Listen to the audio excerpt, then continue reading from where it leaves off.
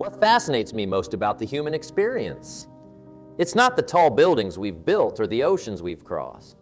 It's something far more powerful, yet so personal, it's that 3-pound universe sitting right between our ears. I've spent decades watching people chase success, wondering why some make it while others don't.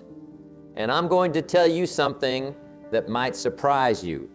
It's rarely about talent. It's not about luck either. The difference, my friends, is all in the mind. Every morning, you wake up with roughly 70,000 thoughts ahead of you. That's 70,000 opportunities to build yourself up or tear yourself down. 70,000 chances to move forward or step back. Now, isn't that something? Most people spend more time planning their next vacation than learning to control these thoughts. They let their minds run wild like an untamed horse, then wonder why they keep ending up in places they never meant to go. I once met a young man in Chicago. Bright fellow, had all the opportunities in the world, but he told me something that stopped me in my tracks. He said, "I've tried everything, but I just can't get ahead." So I asked him, "Everything, have you tried controlling what goes on in your head?" The look on his face, priceless, because that's when it hit him. He'd been trying to change everything around him without first changing what was within him. Your mind, friends, is like the most sophisticated computer ever created. But here's the catch. It doesn't come with an instruction manual. Nobody teaches us how to use it properly. We just let it run on whatever program was installed by our circumstances, our environment, and sometimes, unfortunately, by people who themselves never learned to control their own minds. But here's the good news, and this is important. You can learn to master it. Just like you can learn to play an instrument or drive a car, you can learn to direct your thoughts. The question is, are you willing to put in the work? Because while everyone wants to change their life, few are willing to first change their. Once you understand how to harness the power of your mind, once you learn to direct those 70,000 daily thoughts instead of being directed by them, you'll discover something remarkable, that the biggest battle you'll ever fight isn't out there in the world. It's right here in your own mind. So what if I told you that the very thing holding you back could become your greatest asset? Because that's exactly what happens when you learn to control your uncontrolled mind. Most people don't realize they're in a battle every single day. They're fighting all right, but they're fighting the wrong enemy. They blame the economy, they blame their boss, they blame the weather, while the real battle is happening right between their ears.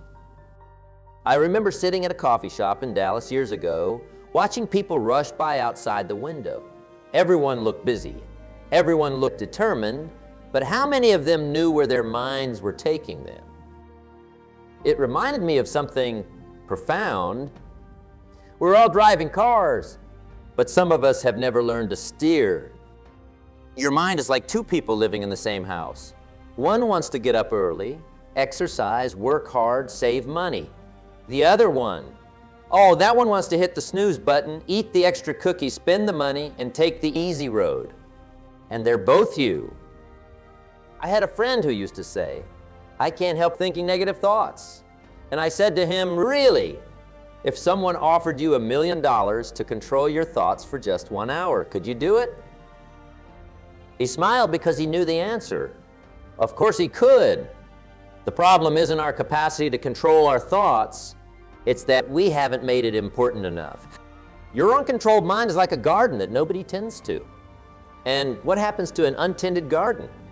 The weeds don't ask permission to grow. They don't check your schedule or wait for a convenient time. They just take over. Your negative thoughts, your fears, your doubts, they're like those weeds. They don't need an invitation to grow. You're the gardener. You might not have chosen all the seeds that were planted in your mind over the years. Maybe you grew up in an environment where doubt flourished. Maybe you were surrounded by people who specialized in negative thinking. That wasn't your choice, but what grows in your garden from this day forward, that's on you. The internal battle isn't just about positive versus negative thinking. It's deeper than that. It's about who's in charge. You or your uncontrolled thoughts? When an opportunity comes along, which voice do you listen to? The one that says go for it, or the one that lists all the reasons why you might fail? I've watched people stand at the edge of greatness, ready to take that step that could change everything. And then their uncontrolled mind whispers, what if you're not good enough? What if you fail? What if people laugh? And just like that, they step back. They retreat to their comfort zone, where it's safe, where their uncontrolled mind can keep them small. You don't have to win it all at once. You just have to win it moment by moment, thought by thought, choice by choice. It's like building a muscle. You don't go from lifting 5 pounds to 500 pounds overnight. You build strength gradually, consistently, 1 rep at a time. And that's exactly what mastering your mind is like. It's not about never having a negative thought again. It's about recognizing those thoughts when they come and saying, not today, I'm in charge here. Because the truth is, your life moves in the direction of your strongest thoughts. And if those thoughts are uncontrolled, well, where do you think they're taking you? Speaking of where thoughts can take you, let me tell you about the real cost of leaving your mind uncontrolled. You know what's the most expensive real estate in the world? It's not in New York or Tokyo or London. It's the space between your ears. And when you let chaos reign there, oh my, the cost is staggering. Let me paint you a picture of what mental chaos really costs. I was talking to a successful businessman in Phoenix last month. By all outside measures, he had it made. Beautiful home, thriving business, wonderful family. But he couldn't sleep at night. His mind was running a 24-hour news channel of worry, doubt, and fear. And you know what he told me? He said, I've made millions in business, but I'm bankrupt in peace of mind. Now, isn't that something? Here's a man who knew how to build wealth, but he never learned how to build mental clarity. The cost. His health was suffering. His relationships were strained, and his joy. Well, that packed its bags and left town a long time ago. But it's not just the big things. Mental chaos charges you interest every single day in ways you might not even notice. You walk into a room and forget why you're there.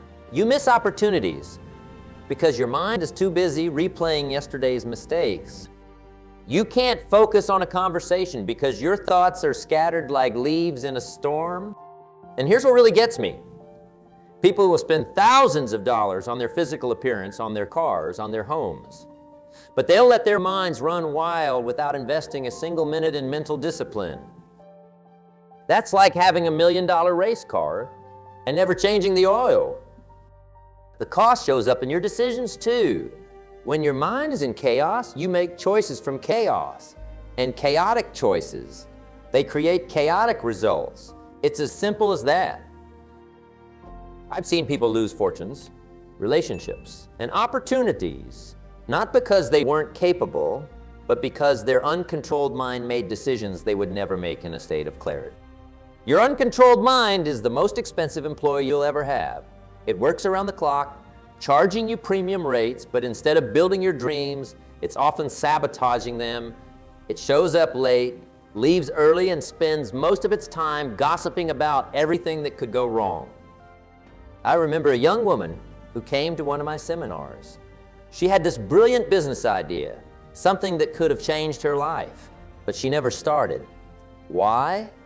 Because her uncontrolled mind kept playing this movie of failure over and over. The cost wasn't just the business she never built.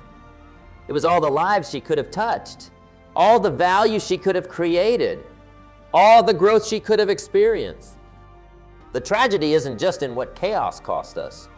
It's in what it prevents us from becoming. An uncontrolled mind is like a ceiling over your potential, limiting how high you can rise. And the worst part, most people never even realize it's there. But here's the thing about costs. Once you recognize them, you can do something about them. And that's where discipline comes in. You know what most people get wrong about discipline? They think it's a prison. But I'm here to tell you, discipline is your ticket to freedom. The most disciplined mind is the most free mind. Now, isn't that interesting? Think about a wild river. Powerful, chaotic, destroying everything in its path. But when you channel that same water, control its flow. It can light up cities, irrigate farms, change landscapes. That's what mental discipline does. It doesn't reduce your power, it amplifies it. I remember talking to an Olympic athlete. People saw his success and said, "Oh, he's so lucky, lucky. This man woke up at 4 a.m. every day for 15 years. He trained when he was tired, when he was sore, when everyone else was sleeping." But here's what struck me most. He told me the hardest part wasn't the physical training. It was training his mind to embrace the discipline. Now, some of you might be thinking, but isn't discipline restrictive? Doesn't it limit you? Let me ask you something. Is a pilot restricted by knowing how to fly a plane? Is a musician restricted by knowing how to play their instrument? That's what mental discipline is. It's learning to play the instrument of your mind. I've watched people try everything to succeed. New businesses, new relationships, new diets, new jobs. But without mental discipline, it's like trying to fill a bucket with a hole in the bottom. You can pour in all the good stuff you want, but if you haven't disciplined your mind to hold it, it'll just leak right out. Discipline, it starts with small victories. You don't climb Mount Everest on your first hike. You start with a hill. Maybe your first victory is just catching yourself when your mind starts to wander. Maybe it's choosing to read a book instead of watching TV. Small victories, but they add. I had a friend who complained he couldn't focus for more than 5 minutes. So I told him, start with 2 minutes, just 2 minutes of complete mental focus. He laughed at first, thought it was too easy. But you know what? Those 2 minutes were harder than he expected, but he did it. Then 5 minutes, then 10. Within a month, his whole life started changing. Why? Because discipline in one area spreads to all areas. The beautiful thing about mental discipline is that it compounds. Every time you choose to control your thoughts instead of letting them control you, you're building mental muscle. Every time you direct your focus instead of letting it scatter, you're strengthening your mind's ability to serve you rather than sabotage you. Once you start developing mental discipline, you'll find freedom you never knew existed. Freedom from random thoughts pulling you in every direction. Freedom from emotional reactions that don't serve you. Freedom to choose your response instead of being a slave to every impulse. Discipline isn't about restriction. It's about liberation. It's about being able to tell your mind, go there, and it goes. Focus here, and it focuses. Be calm, and it's calm. Now that's real freedom. But to get there, you need to understand something crucial about mastering your mind. You know what's interesting about mastering your brain? No, you don't know. It's an art, not just a science. And like any great art, it requires both technique and inspiration. I'm reminded of something I observed years ago watching a master craftsman at work. He told me the difference between an amateur and a master isn't just skill, it's understanding. Your mind is like a magnificent orchestra capable of creating beautiful music or terrible noise. And you're the conductor. Now, most people, they just let the orchestra play whatever it wants.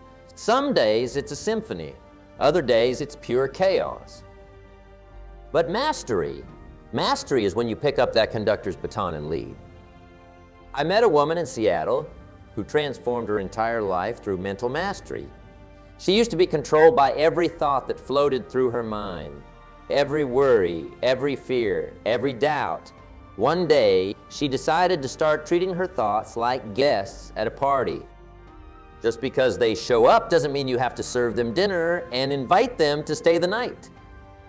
Here's what most people don't understand about mental mastery. It's not about controlling every thought. That's impossible. It's about controlling your response to those thoughts. Think of your mind like a busy street. You can't stop the traffic, but you can decide which cars you're going to follow. The art of mental mastery has 3 key elements. First, awareness. You've got to become the observer of your thoughts. Most people are so tangled up in their thinking, they don't even realize they're thinking. They're like fish who don't know they're in water. Second choice, understanding that between every thought and action, there's a moment of choice. And third, direction. You've got to know where you're steering this powerful vehicle of your mind. I remember talking to a group of executives in Chicago, smart people, very successful, but they were slaves to their minds. Every email triggered a reaction. Every meeting stirred up emotions. Every challenge sent their thoughts spinning. I asked them, who's running the company? You or your uncontrolled reactions? The room got very quiet.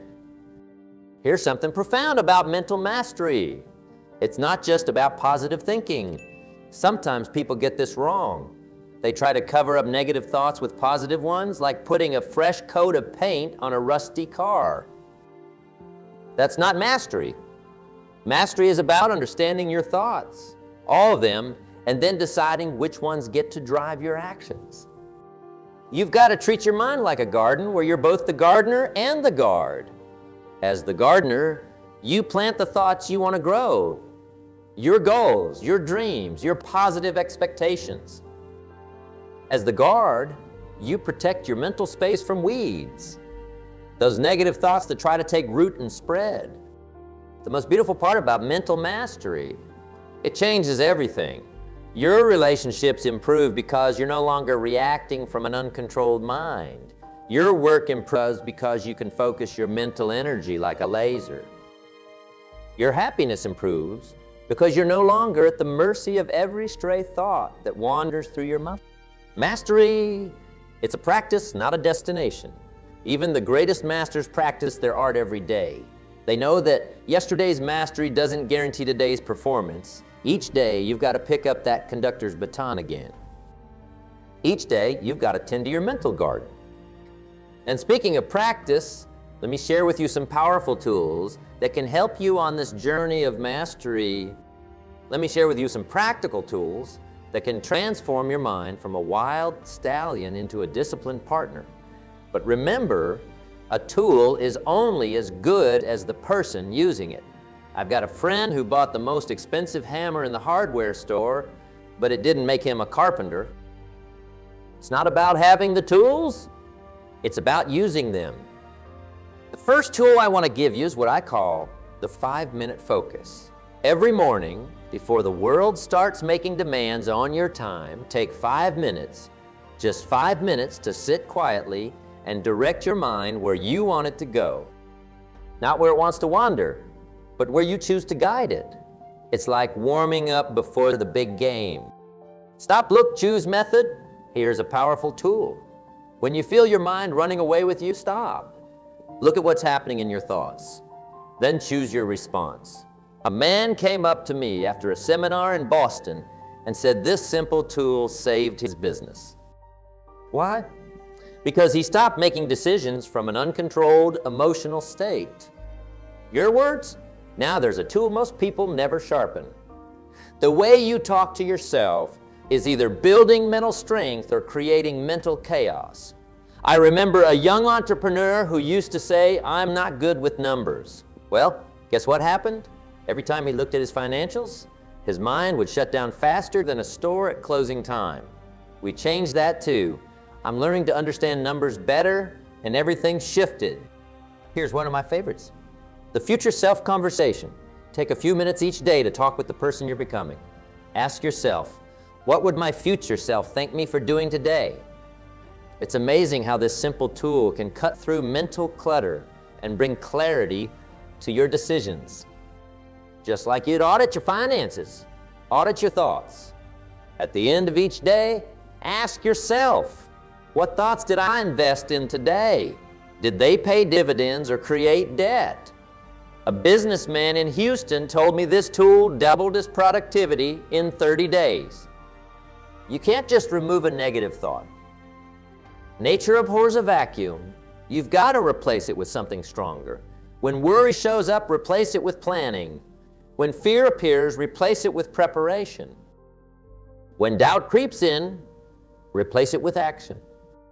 I watched a woman transform her life using these tools. She came to me overwhelmed, her mind spinning like a tire stuck in mud. Lots of noise, lots of motion, but no forward progress. 6 months later, using these tools daily, she had started her own business. The difference. She learned to direct her mental energy instead of being drained by it. Remember this? These tools aren't complicated, but they are powerful. Just like a simple key can start a powerful engine, these basic tools can ignite tremendous mental power, but you've got to use them. Having them in your mental toolbox isn't enough. And speaking of using tools, let's talk about how to build something remarkable with them. Your mental fortress. Here's the truth that took me years to understand. A strong mind isn't born, it's built brick by brick, day by day, decision by decision. Just like a fortress, it doesn't appear overnight. But once it's built, that's when life gets interesting. I met a gentleman in Denver who had lost everything. His business, his savings, almost his family. But he had something remarkable, an unshakable mental fortress. While everyone around him was panicking, he stayed calm. While others saw disaster, he saw opportunity. Why? Because he'd spent years building mental walls strong enough to withstand any storm. Your mental fortress starts with the foundation, your non-negotiables. These are the thoughts and principles you won't compromise, no matter what's happening around you. Like a fortress built on solid rock, your mind needs to rest on unchangeable truths. What are yours? What thoughts will you stand on when everything else is shaking? The walls of your fortress, they're built from daily habits. Every time you choose discipline over distraction, you're adding another brick. Every time you maintain focus when the world is screaming for your attention, you're strengthening those walls. A woman in Atlanta told me something profound. She said, I used to think building mental strength was about big moments. Now I know it's about small choices made consistently.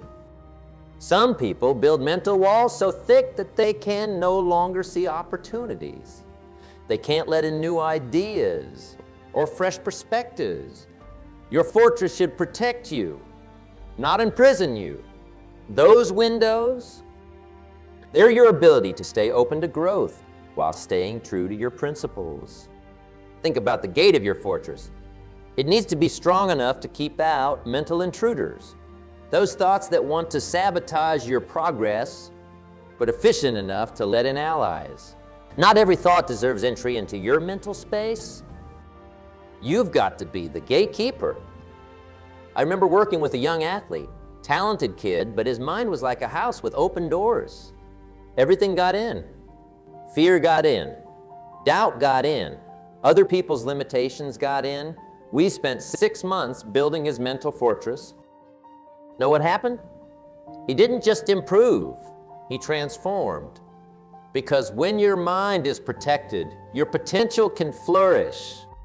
The beauty of a mental fortress is that it gives you something rare in today's world, peace of mind. When you've built strong mental walls, when you've established clear boundaries for your thoughts, you create a space where clarity can live, where decisions can be made from strength, not fear. But remember this, even the strongest fortress needs maintenance. You can't build it and forget it. Every day you've got to check those walls, reinforce those foundations, make sure that gate is working properly, because life will test your fortress. That's for certain. And that brings us to something vital, how this fortress you're building can lead you to extraordinary living. You know what separates ordinary from extraordinary? It's not what most people think. It's not talent. I've seen talented people waste their gifts. It's not luck. I've watched people create their own luck. Something far more powerful. It's the ability to master your mind and direct it toward greatness. I remember sitting in a coffee shop in Minneapolis, watching people rush by. Everyone looked busy, but busy doing what? Most were living lives of quiet desperation, their minds pulling them in 100 different directions. But extraordinary living, That starts when you decide which direction deserves your mental energy. Let me tell you about a cab driver I met in Chicago.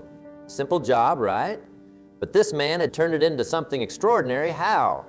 He told me every morning I decide what kind of day I'm going to have.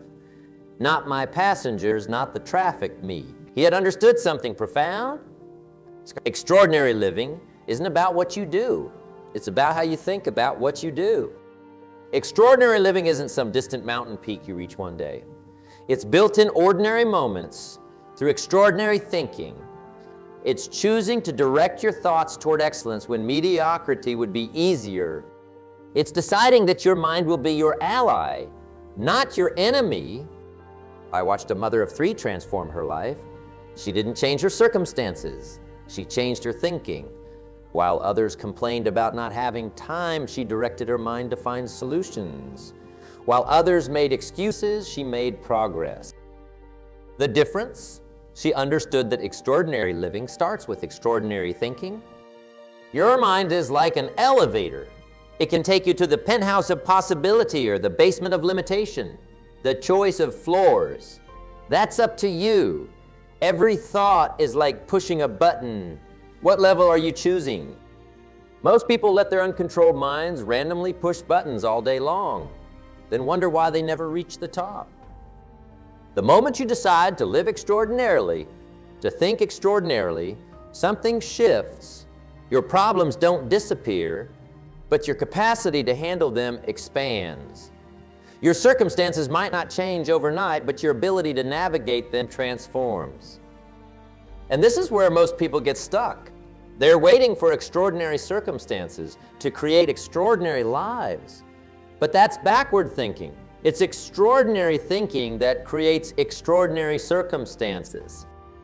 Every major achievement in human history started with someone thinking differently, thinking beyond the ordinary.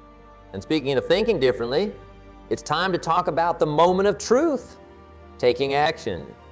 You know what's interesting about action? Everyone talks about it, but here's what they don't tell you. Action without directed thinking is like driving a car blindfolded. Sure, you're moving, but where are you going? I remember standing in front of a mirror one morning, years ago, and realizing something powerful. All the knowledge in the world, all the good intentions, all the positive thinking, they're worthless without this critical moment. The moment when you stop planning and start doing. But here's the key. Your actions must flow from a controlled mind. Let me tell you about a businessman I met in San Francisco. He was always busy, always moving, always doing something. But he was getting nowhere. Why? Because his uncontrolled mind had him chasing every opportunity, reacting to every situation, jumping at every new idea. That's not action. That's reaction. There's a world of difference. Real action comes from a place of clarity. It's like an arrow shot from a steady bow, direct, purposeful, powerful. When your mind is in chaos, your actions will be too. But when your mind is controlled, focused, directed, I want you to understand something crucial. This very moment, right now, is your moment of truth. Not tomorrow, not next week, not when the conditions are perfect. Because let me tell you something. The conditions will never be perfect. The only perfect moment is the one you decide to take control of your mind, and through it, your actions. Some of you might be thinking, but what if I fail? Here's what I know about failure. It's not your enemy. An uncontrolled mind that keeps you from trying, that's your enemy. Failure is just feedback, but you've got to be in action to get that feedback. The beauty of controlled thinking is that it leads to controlled action. Not reckless action, not desperate action, but purposeful action. The kind of action that builds momentum. The kind of action that creates results. The kind of action that transforms lives. And that brings us to our final thoughts, to your new beginnings. They can happen any moment you choose. Right here, right now, you can decide that your mind will no longer be your master. It will be your servant. That's a new beginning worth having. I look around this room and I see unlimited potential. But potential without a controlled mind is like having $1 million check You never cash. Some of you came here today thinking you needed more knowledge, more strategies, more techniques.